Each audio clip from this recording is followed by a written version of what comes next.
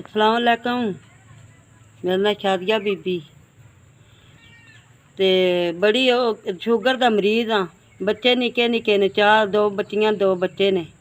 ते बंदा मेरा जेड़ा पट्ठे ते रैंदा है, मजदूरी मेहनत करदा है, कदी ले आंदा कदी नहीं ले आंदा। अज महीना पिया मन मंजी ते कोई मेरा वाह नहीं। ते बड़ी औखी हाँ, बड़ी मजबूर हाँ। छाले बन गए शुगर की वजह तो, कोई हालात मेरा ठीक नहीं। अज दूजा त्रीजा ध्याड़ा बच्चे मेरे तरसते पे रोटी तू। मैंने अज वाहवा ध्याड़े मैं टुक्कर भी नहीं खादा ना। मैं बड़ी औखी हाँ जी। औखे हालात से वक्त गुजारनी पे, दो बच्चे तो दो बच्चियां लैके।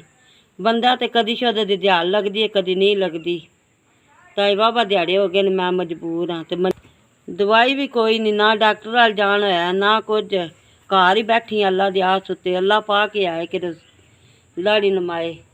और कोई वाह नहीं मेरी, मैं तरकनी आ मंजी उत्ते।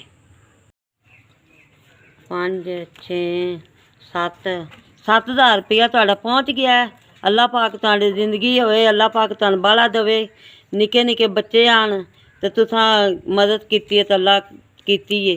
तो मैं अज कोई दवाई ले आवांदी ते कोई सौदा बच्चों लिया खवा लांदी। तो अल्लाह पाक तुहानू तंदरुस्ती देवे, जिंदगी होवे जे बाली।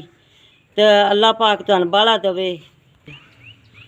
खामा तो पट्ठे उत्ते ते कदी लिया देंदे छिल, कदी को नहीं लिया दिंदा।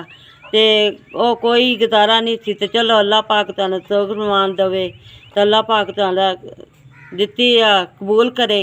ते दवाई नाल मेरा कोई हीला नहीं सी। तो हुण चलो दवाई लियावां दी, मूँह तो सारा छांटी निकली है। किसे भांडे धो के रोटी खांदी सां तो भी कोई नहीं। अज वाहवा ध्याड़े गए बच्चे भुखे ने, तो आप ही भुखी हाँ मंजी ते बैठी हाँ।